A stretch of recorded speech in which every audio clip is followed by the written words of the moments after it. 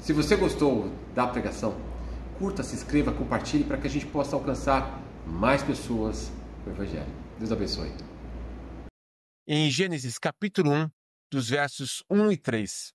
Nós vamos enfatizar apenas um versículo hoje, que é o primeiro versículo, e eu vou explicar e dar mais detalhes depois da leitura. Esta é a palavra inerrante, infalível do Senhor, que diz assim: no princípio criou Deus os céus e a terra. A terra, porém, estava sem forma e vazia. Havia trevas sobre a face do abismo, e o Espírito de Deus pairava por sobre as águas. Disse Deus: haja luz, e houve luz.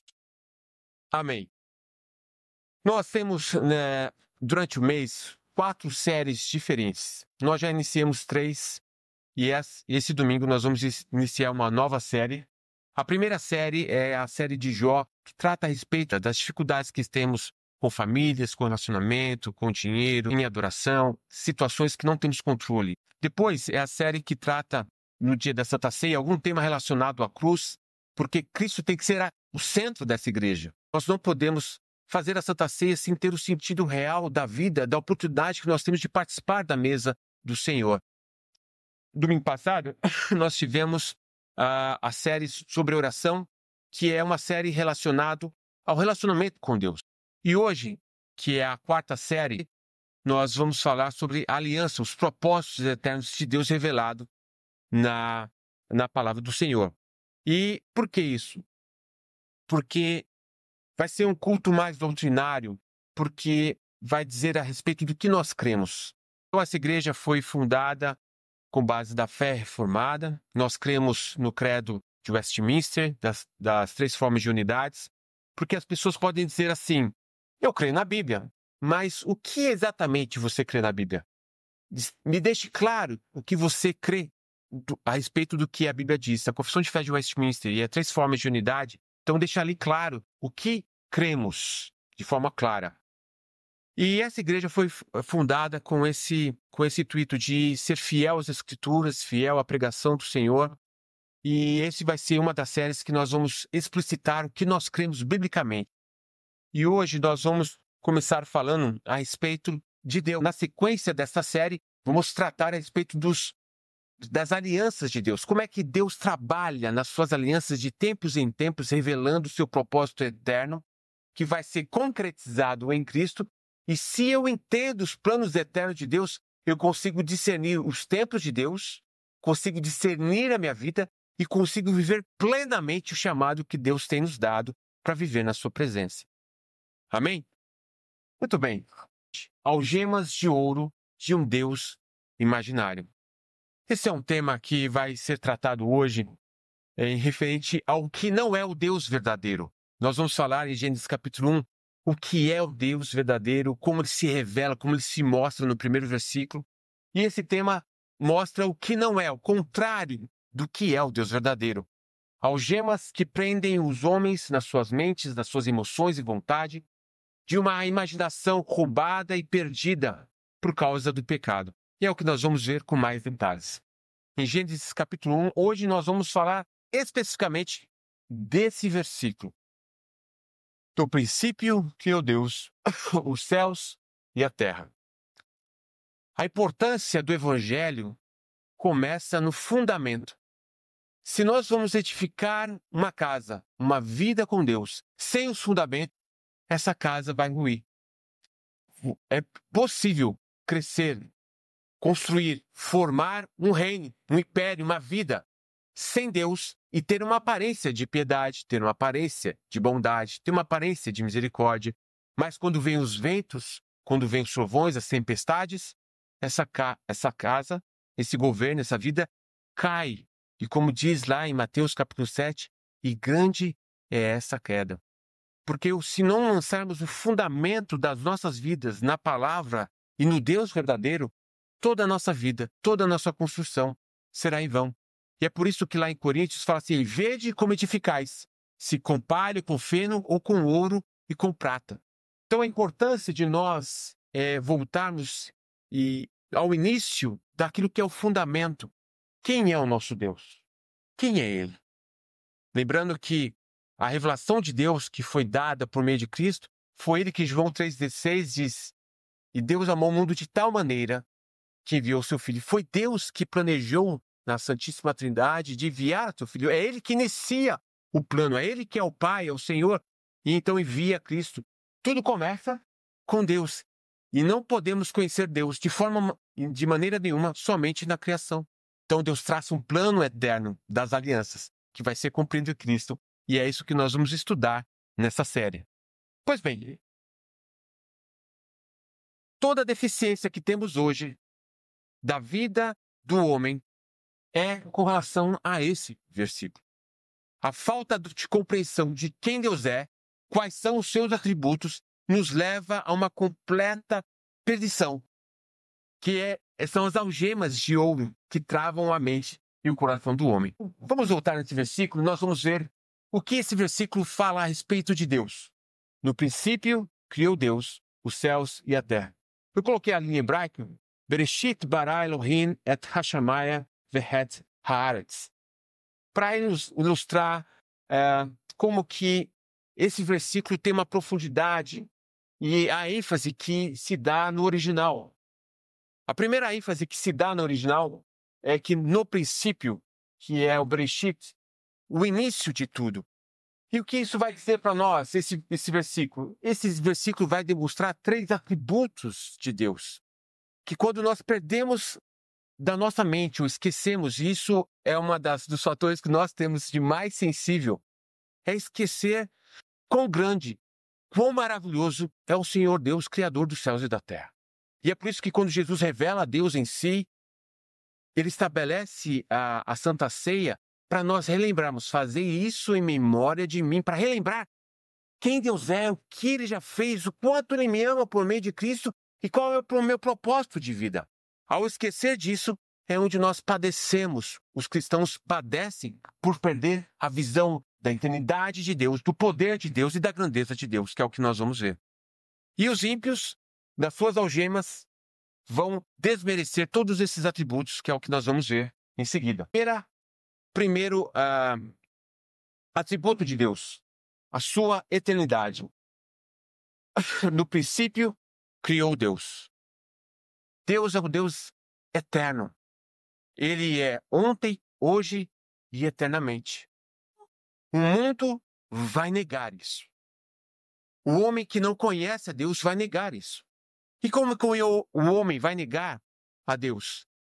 O homem vai negar a Deus quando ele, nas suas algemas de ouro, no seu Deus imaginário, vai virar as costas para o Deus Criador e vai viver a sua vida para aquilo que ele mais almeja, a sua vida terrestre, momentânea e passageira. O homem quer viver o hoje, o agora, o seu prazer, os seus sonhos. E ele, quando se depara com a verdade de Deus, do Criador, ele simplesmente vira as costas porque ele quer viver os desejos do seu coração. Não é assim que o mundo propaga? Siga o seu coração. Siga os seus sonhos. Mas por trás dessa mensagem, a imoralidade, a quebra da ética, a quebra do temor de Deus. Mas viva os seus sonhos, seja feliz. É um homem nas suas algemas, pensando que ele vai ser feliz, ele vai conquistar o mundo e vai ser pleno. Tudo o que ele quer é ter segurança e paz. Nós não estamos chegando no final do ano e as pessoas vão se vestir de verde, ou de amarelo, de azul, ou de branco, e vai virar para você na virada do ano e vai dizer assim: Feliz Ano Novo, muita saúde, muita paz, muito dinheiro no bolso. Tudo isso para viver o quê? O agora, o hoje. O homem se esquece que ele tem uma alma e que ele, tendo essa alma recebida, esse fôlego de vida recebido de Deus, ele deve prestar contas diante de Deus. Então o mundo vai dizer assim, as pessoas que não creem em Deus: a minha vida é aqui, é o agora, é o hoje. Então as pessoas querem maximizar o prazer da sua vida. Quando jovem, as pessoas querem ter 20, 30, aproveitar os relacionamentos o máximo possível. Não quer se comprometer no casamento porque quer estender o seu prazer quando jovem. Quer viajar o mundo, conhecer pessoas, comer de todo tipo de lugar, poder aproveitar da vida, viajar, conquistar, ter, possuir. Porque agora o seu foco está no aqui e no agora. É como diz Jeremias quando diz assim: comamos e bebamos, porque amanhã morreremos. Sem a visão da eternidade de Deus, que vai refletir na sua criatura, que nós somos eternos, o que é, no máximo, 100 anos de vida, comparado com a eternidade. Nós somos eternos. E sem a revelação de Deus no nosso espírito, nós teremos uma eternidade de inferno ou de céu, com Cristo ou sem Cristo. Mas todo o desejo e o prazer do homem é o já, é o agora. No desejo das suas correntes. Por que quebraria as correntes de ouro? São de ouro. Eu posso ter, eu posso conquistar, eu posso usufruir. É um homem, diante dos seus prazeres, dos seus desejos, não se vê capaz, porque não pode, mas se vê preso pelos seus sonhos, pelos seus anseios, pelas suas conquistas, e ele nunca se propõe a quebrar as correntes de ouro por causa de um Deus imaginário que ele cria na sua mente. Mas, voltando para Gênesis 1, Deus é eterno ontem, hoje e eternamente. E nós vamos ver que em 1 João 1, no princípio era o Verbo, e o Verbo estava com Deus, e o Verbo era Deus. A Bíblia fala a respeito da eternidade de Deus, aqui especificamente de Cristo, que vai revelar a Deus. Mas outro versículo em Deuteronômio 33, 27, ressaltando o Deus eterno. Então a Bíblia vai enfatizar a eternidade de Deus. A palavra de Deus vai falar a respeito da eternidade de Deus, que ele não muda. Ele é o mesmo ontem, o mesmo hoje e o mesmo eternamente. Deus não varia. Deus não muda no tempo. O que ele designa na eternidade é o que ele vai revelar ao longo do tempo na vida e nos propósitos daqueles que creem nele. Em Colossenses vai dizer aqui, falando a respeito de Cristo, ele é antes de todas as coisas, nele tudo subsiste. Nós vamos ver isso mais à frente na aliança, como que Cristo revela a Deus a sua eternidade.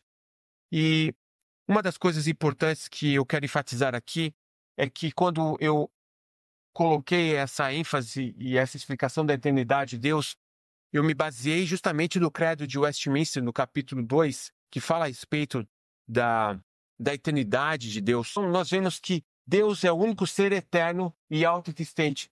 Deus é em si o único e verdadeiro Deus, que ele não depende de nada, né? Diferentemente de toda a criação, Deus não tem origem nem foi causado por algo ou alguém. Ele possui o atributo de aciedade. Aciedade é de autoexistência, né? Ou seja, ele tem a fonte em seu próprio ser e a vida em si mesmo. Ele é. Por isso que quando ele revela para Moisés, ele fala, eu sou. Não tenho que definir Deus, ele é. Isso fala a respeito da eternidade de Deus. Deus transcende o tempo. Deus não está limitado pelo tempo como nós estamos. Ele vê todo o tempo, passado, presente e futuro, como um eterno. Agora, isso reflete a sua transcendência, na qual ele age na história sem estar confinado a ela. Deus não está restrito à história, não está restrito às nossas decisões. Deus não muda de mente em função das nossas opiniões, do nosso sacrifício. Ele permanece o mesmo. Deus comunica a sua eternidade de forma finita.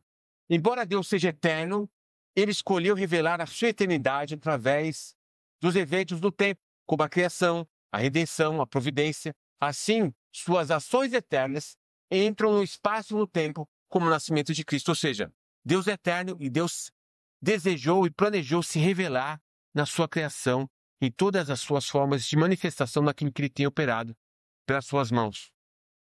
E por último, a eternidade de Deus garante as suas promessas. A eternidade de Deus é a base de confiança para os crentes. Tudo o que ele promete permanece imutável, porque ele é eterno e imutável. Ele não esquece ou muda de ideia devido ao tempo, como nós fazemos. Como isso é importante?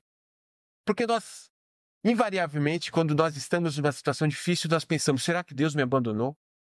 Será que Deus não está olhando para a situação que eu estou vivendo? Os nossos medos, as nossas dúvidas? É porque esquecemos do Deus eterno que nós temos, que quando Ele promete, Ele não muda.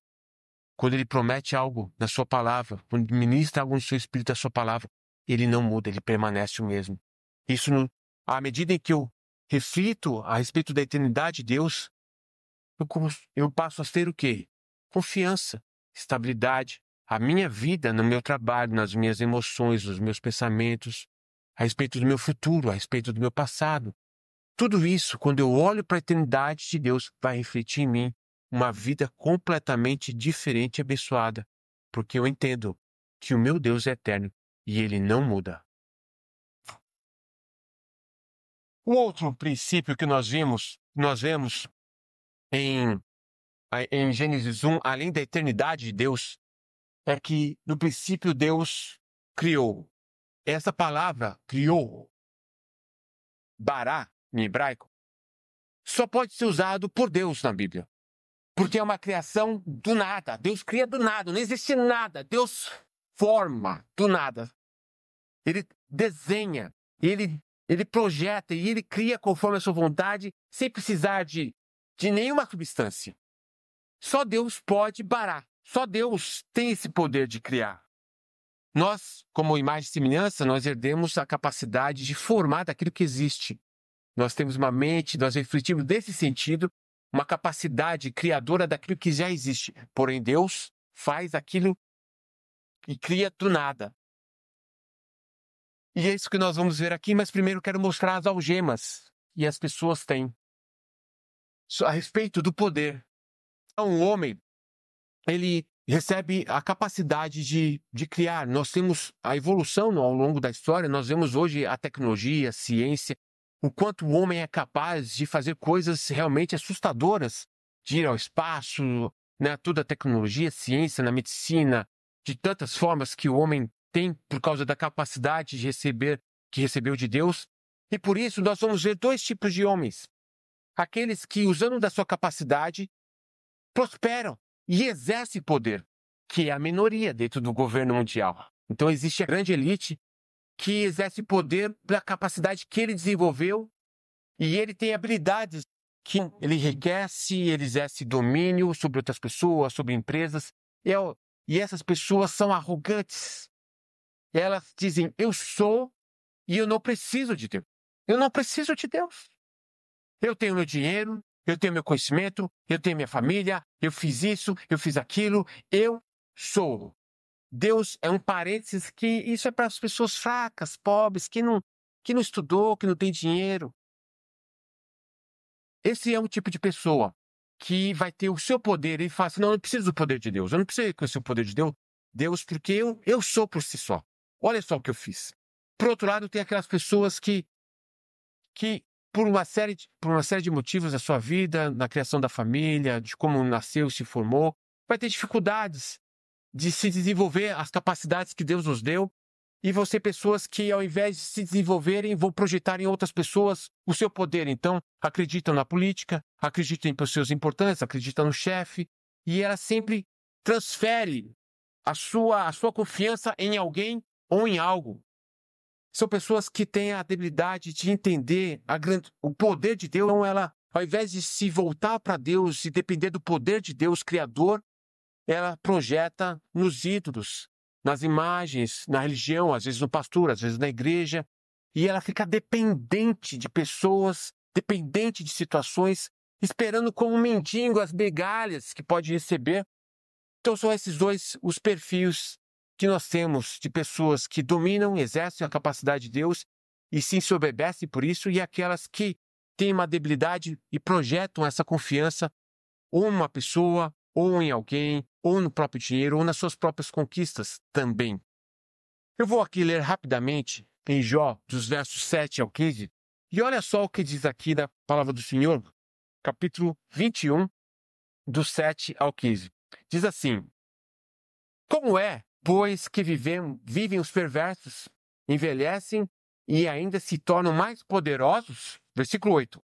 Seus filhos se estabelecem na sua presença, e os seus descendentes antes dos seus olhos. as suas casas têm paz, sem temor, e a vara de Deus não os fustiga. O seu touro gera e não falha, suas novilhas têm a cria e não abortam. Deixam correr suas crianças como um rebanho, a seus filhos saltam de alegria. Cantam como tamborim e harpa, alegram-se ao som da flauta, passam eles os seus dias em prosperidade e em paz descem à sepultura. São estes os que disseram a Deus: retira-te de nós. Não desejamos conhecer os teus caminhos. Que é o Todo-Poderoso para que nós o sirvamos? E que nos aproveita que lhe façamos orações? O que essa passagem está dizendo?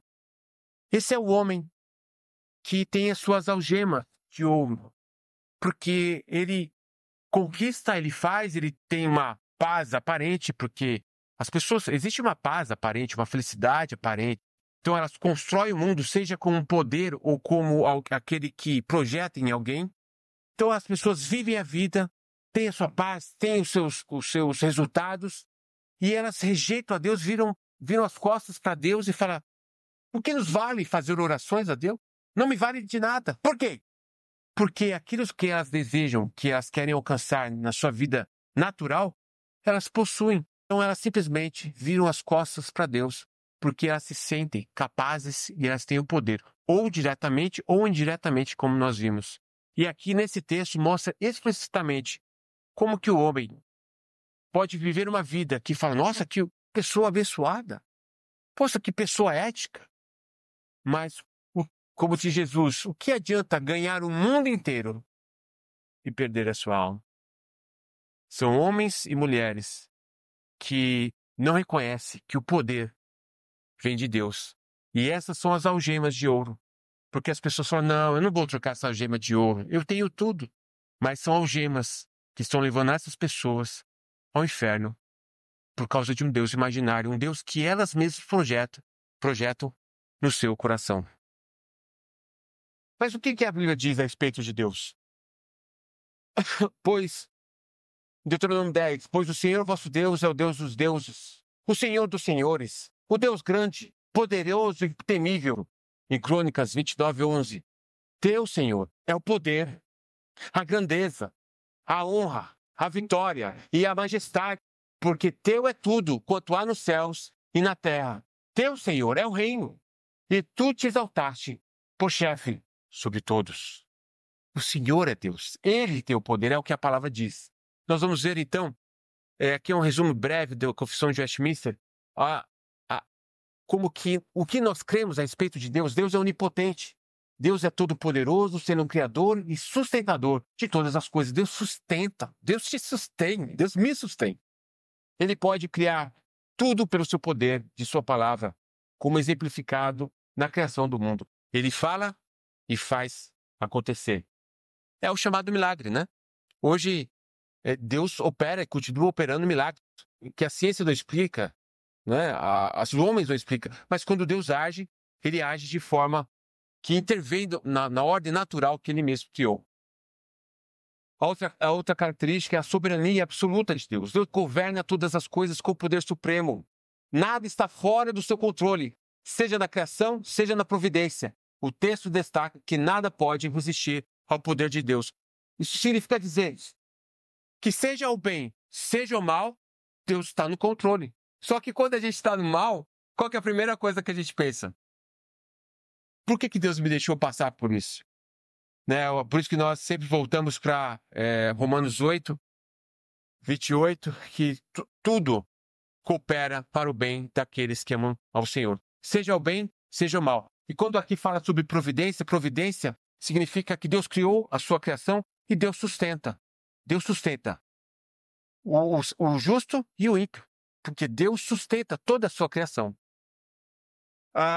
Pelo poder de Deus demonstrado na providência, né? Aqui nós vemos como que, na história de José, que José fizeram todo tipo de mal para José e Deus reverteu o mal em bem na vida de José. É a mesma forma como Deus age na nossa vida. Às vezes a gente está numa situação difícil, você fala: Senhor, mas por que, Senhor? A gente não entende o porquê.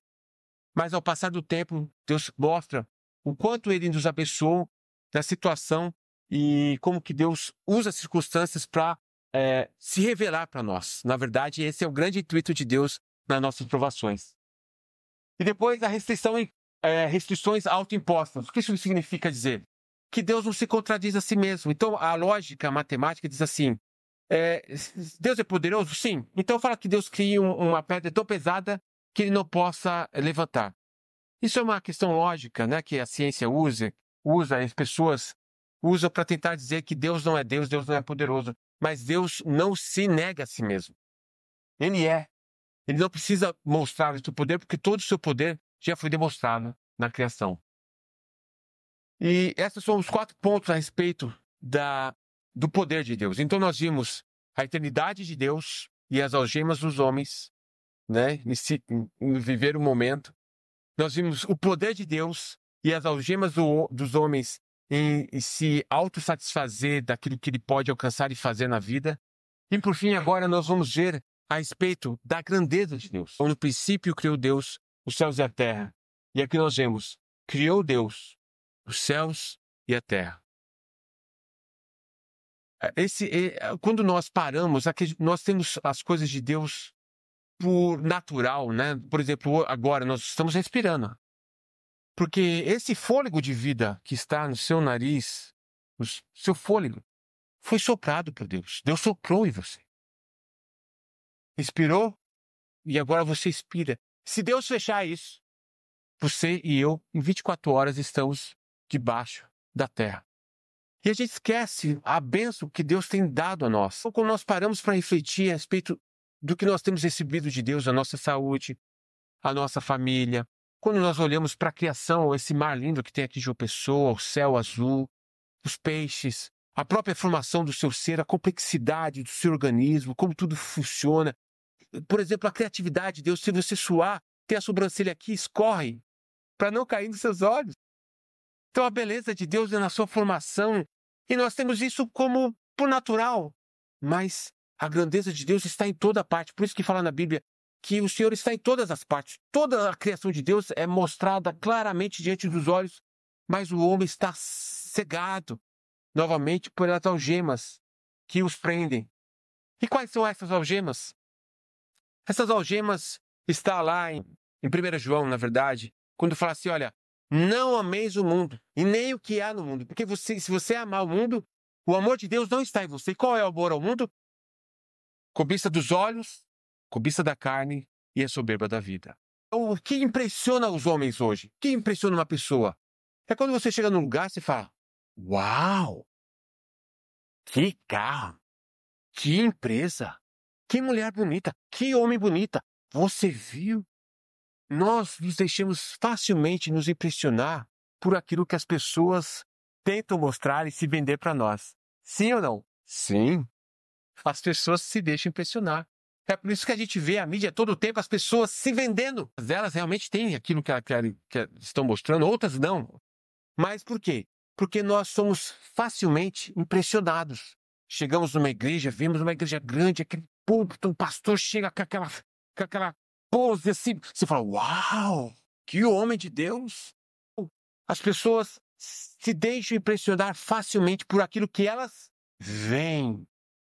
A cobiça dos olhos, da carne. Aquilo nos impressiona. O homem se deixa facilmente impressionar. E isso faz com que a gente perca o vislumbre do que realmente é grande. Do que realmente é grande. Quando a gente perde o vislumbre da grandeza e da glória de Deus, a gente realmente se impressiona com as pessoas. A gente se impressiona com a beleza, com o dinheiro, com o carro. A gente se impressiona. E isso passa a ser uma algema que as pessoas criam para si mesmas, porque elas vivem em função do que impressiona elas. E elas vivem em função dos outros, porque agora o referencial já não é mais Deus, a sua grandeza, o que ele requer de nós. O que me impressiona, o meu referencial, são as pessoas. Então eu me comparo com as pessoas. Eu vejo como é que é o casamento delas, o que elas têm, o que elas falam de mim, e aquilo afeta a minha vida. Porque eu me deixo ser influenciado por aquilo que elas estão tentando passar das suas filosofias de vida. Hoje é muito comum as pessoas venderem um evangelho que não tem a cruz, não tem o arrependimento, E por que que elas vendem? Porque elas falam, olha, tá vendo? Tá vendo o que eu conquistei? Tá vendo aqui o meu carro, a minha família? Só que a Bíblia fala que você pode construir um castelo, um império sem Cristo. E é o falso evangelho que não apresenta Cristo, que não apresenta a cruz, que não apresenta o arrependimento. Se não apresenta isso, esse evangelho é falso. Então existe uma gama de evangelho falando do que você pode ter de Cristo, o que ele pode te dar. E você fica impressionado com as pessoas, você fica impressionado como as pessoas falam, mas não tem a cruz, não tem a contrição, não tem uma vida de santidade. Isso não é evangelho. E essas são as algemas que têm prendido as pessoas hoje. Algemas que prendem elas numa ilusão, porque elas se deixam ficar impactadas por aquilo que elas veem. Mas vamos ver então a grandeza de Deus. Deus criou os céus e a terra. Olha, quando Deus fala que criou os céus e a terra, tudo que, o globo, né? A terra aqui que nós vemos, mas quando Deus fala de céu, não é simplesmente o céu que nós vemos, mas é os céus dos céus. Todos os seus anjos que não vemos, todo celeste, que a ciência até hoje está buscando e ver a amplitude, a grandiosidade, e quando se compara toda a criação de Deus, do cosmos, quando olha para a terra, nós não significamos absolutamente nada. Nada. Nada. Mas vamos ver o que a palavra diz. Porque, de uma certa forma, a criação sim mostra a grandiosidade de Deus, mas é na palavra que nós vemos a amplitude real disso. E Salmos 145:3 diz assim: grande é o Senhor e muito digno de ser louvado, e a sua grandeza é insondável. A grandeza de Deus está em si mesmo. Quem Ele é Deus grande. As suas obras e suas mãos, como lemos no Salmo 19 na abertura, revelam a glória, fala a glória de Deus, mas é quem Ele é, quão grande é o nosso Deus. Ao perder a compreensão dessa grandeza, é que a gente fica tão vulnerável às coisas que podem nos influenciar, de coisas que tentam nos vender como grande. E, na verdade, não é. O Senhor é grande. Também Jó 9:10, que fala assim, que faz grandes coisas que não se pode esquadrinhar, e maravilhas tais que não se pode contar. Quer dizer, a ciência hoje fica pesquisando e acha aqui, e acha ali. O homem tateando a criação de Deus. E aí ele se sente forte, se sente poderoso, porque ele vai descobrindo as coisas, ensina as pessoas. Mas por trás disso, ele é um cego tateando toda a criação que Deus faz na matemática, na ciência, na biologia, né? na medicina. E é esse o grande ponto da vida do cristão. Em Cristo Jesus, nós temos acesso ao conhecimento de Deus, seus atributos, e Ele nos chama de filho, nos coloca como servos, mas Jesus depois fala assim, olha, eu não chamo mais a vós de servos, mas vos chamo de amigos, porque o amigo conhece. Nós temos o privilégio de andar com Deus por meio de Cristo e ouvir a sua voz. O Espírito Santo ministrar no nosso espírito. Num momento difícil, Ele nos encaminhar por situações e Ele estar conosco quando Ele fala, quando você está passando pelas águas, eu estou contigo, e Ele vai conduzindo você. Esse é o privilégio de conhecer a grandiosidade de Deus, não simplesmente por aquilo que você conhece ou lê na Bíblia, mas também por aquilo que Ele se revela para você e para mim como Pai, que nos tem amado por meio de Cristo. Esse é o tesouro de conhecer a grandeza de Deus.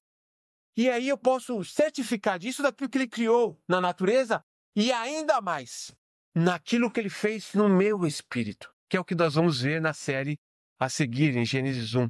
Que nós éramos trevas, perdidos, condenados ao inferno, sem nenhuma condição de quebrar as algemas de ouro, porque no final de contas, eu quero a minha vida, eu quero ser feliz, eu quero ter. Se eu não quiser ter, então eu vou me associar a uma pessoa. Então eu fico impressionado com o mundo, com a beleza, com a glória do mundo, com a satisfação do mundo, com a grandeza do mundo, e essa gema me satisfaz. E eu quero isso, eu quero viver para isso. Mas Jesus, pelo seu grande poder, vai com as suas mãos, arrebenta essas cadeias, nos tira do pecado e nos transporta para o reino do Filho do seu amor. E aí nós conhecemos a grandeza do poder de Deus na salvação de uma alma. Porque é impossível que o homem se coloque diante de Deus e diga: Senhor, me salva, exceto que o Senhor venha a nós, se revele a nós, nos regenere e nos dê a condição de vir a Ele. Essa é a obra grandiosa que só Jesus faz. Quando nós conhecemos a grandiosidade do Senhor, o poder da transformação, nós não somente estamos gratos em servir a Ele de domingo a domingo na nossa vida e buscar a Ele, mas nós queremos proclamar esse Evangelho. Senhor, salva. Ele abrir os olhos das pessoas e proclamar essa uma testemunha, porque isso é real. Não é uma teoria, não é porque eu vou da igreja e faço as coisas e procuro fazer certinho. É porque eu vivo, eu sei o que é a grandeza de Deus da salvação da minha alma. O que é realmente o pecado que me leva às tristezas da vida, o engano. E quando você é liberto e você fala: Senhor, grande é o Senhor, eu te louvo, bendito é o teu nome. E é isso que nós vamos ver na aliança, na revelação de Cristo. A grandiosidade de Deus. Vamos ver então, rapidamente, 4 pontos, o que confissão de fé nossa fala a respeito da grandeza de Deus. Fala da imensidão, da onipresença, quer dizer, Deus está em toda a criação, sem ser confundido com a criação. Sua essência permeia todas as coisas, mas Ele é distinto como Criador. Ele está em todos os lugares, não há um canto, um mínimo espaço, inclusive na nossa mente. Ele vê todas as coisas, Ele sabe todas as coisas. A grandiosidade de Deus. A majestade e a transcendência de Deus. A grandeza de Deus é vista em sua santidade e glória. Ele é exaltado acima de tudo que é criado, habitando em luz inacessível. Isso é o que nós vemos no Espírito somente. É como Isaías capítulo 6, que se coloca e fala, ele vê o Senhor assentado com os anjos adorando, e é ali que ele fala: Senhor, ai de mim, que sou pecador. É justamente essa transcendência que a gente vê por meio da expressão de Deus. De forma natural, somente a criação. A simplicidade de Deus. A simplicidade de Deus faz menção à questão que Deus não é múltiplo. Ele é um único ser em si mesmo, em que ele revela todos os seus atributos. É o que nós vemos na confissão de fé. E por fim, o reflexo da sua glória. Embora Deus manifeste a glória de Deus, quer dizer, Deus não precisa da criação para ser glorificado. Ele é. Ele não precisa de nós para ser glorificado. Ele é. Nós que temos o privilégio de glorificar Ele. Sua glória intrínseca e incomparável, sendo refletida nas obras criadas, mas jamais diminuída ou aumentada em nada. Ou seja, Ele não depende de nós, Ele simplesmente é. Se eu o adorar ou não adorar, Ele é. Nós temos o privilégio de adorar ao Senhor. Para fechar aqui, eu gostaria de relembrar que Cristo foi tentado nesses mesmos 3 pontos por Satanás em Mateus 4. Sobre a eternidade, sobre o poder e sobre a grandeza. O diabo fala assim: você é filho de Deus? Transforma o pão, ou a pedra em pão. Ou seja, o momento, o agora. Resolve o seu problema agora, Jesus. Esse é a eternidade, né? O momento que o diabo tentou trazer Jesus para esse momento. Com relação ao poder. Lança-te daqui. Ele tentou tentar Jesus em relação ao poder. E com relação à grandeza, ele apresenta todo o seu reino para Jesus. Fala: se você se prostrar e me adorar, te darei tudo isso. Jesus foi tentado, e é nesses mesmos 3 pontos que eu e você somos tentados a viver o momento, a confiar em Deus de uma forma tola, né, de substituir o poder de Deus por um poder nosso, ou então se deixar impressionar pela grandeza do mundo. E é nesses 3 pontos que Jesus foi tentado, e nós também somos tentados. Aplicação com relação à eternidade de Deus. Você está esperando e desejando viver com Ele na eternidade, seja na morte ou na segunda vida? Você tem confiança e submissão à palavra de Deus? Nós confiamos no poder de Deus? Sim ou não? E se nós praticamos, ou seja, se eu exerço essa confiança na minha devoção e na minha prática da leitura diária do Senhor. Você tem o desejo de adorar a Deus na igreja individualmente? Você reconhece a grandeza que Deus exige de sua adoração constante, tanto na vida pessoal como no culto comunitário? Hoje muitas pessoas que querem curtir Deus em casa. E até é compreensível algumas delas por causa das decepções, por causa das dificuldades que a gente vive nas igrejas hoje em dia, mas isso não justifica que a gente busque o povo de Deus, que sempre haverá o povo de Deus. Sempre haverá. Sempre Deus deixa os 7.000 que estão ali buscando ao Senhor. Então, na prática, isso mostra a nossa busca por uma vida de devoção, uma busca realmente de adoração ao Senhor por causa da grandeza de quem Ele é. Meus queridos, essa é a aplicação para nossas vidas a respeito da eternidade de Deus, do poder de Deus e da grandeza de Deus. Como isso reflete completamente no nosso ser, como isso nos transforma. E à medida que a gente compreende a grandeza de Deus, a gente está em um outro nível. Uma forma poderosa na ação do Espírito Santo de Deus. Vamos orar? Me faz ouvir a tua voz, atender ao teu chamar, ver tua palavra em mim, mudando o meu viver. Do alto céus, da imensidão, do trono do Senhor, me fazes contemplar a ti, tua glória e salvação. Teu servo está a te ouvir. Fala, Senhor, fala, ó meu Jesus, no meu coração. Tua voz, como água é, que vem pra transbordar, trovões que vêm pra estremecer minha alma com poder. No deserto ribeiros faz, o vaso tu quebrantas, o abatido tu levantas. Tu és Senhor. Teu servo está a te ouvir. Fala, Senhor, fala, ó meu Jesus, no meu coração. Tua palavra, como fogo é, purifica o coração. Martelo que esmiuça a rocha do meu ser.